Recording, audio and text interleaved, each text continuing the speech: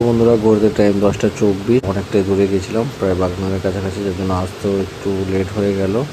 তো যাই হোক, নেমলাম ছেটপুকুর মোড়ে। তো ভেবেছিলাম এখান থেকে কিছু খেয়ে একবারে রুমের দিকে চলে যাবো, কারণ অনেকটাই টায়ার্ড লাগছে। কপাল খারাপ, হোটেল বন্ধ, তাই ভাবলাম রুমের দিকেই যাই। এসেছি, এখন বাজে ঘড়িতে 10টা 40।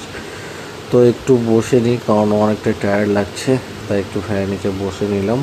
তো যাই হোক, ঝপাঝপ করে আপাতত জামাটা খুলে রেখে আপাতত বাসনপত্রগুলো মেজে ভাবলাম যে ভাতটা একদিকে আর একদিকে আলু আর ডিম সিদ্ধ বসিয়ে দেবো। বসিয়ে দিয়েছি, আর এইদিকে এগুলো নিয়েই চলে আসলাম। তো একদিকে ভাত আর আলু ডিম সিদ্ধ বসছে।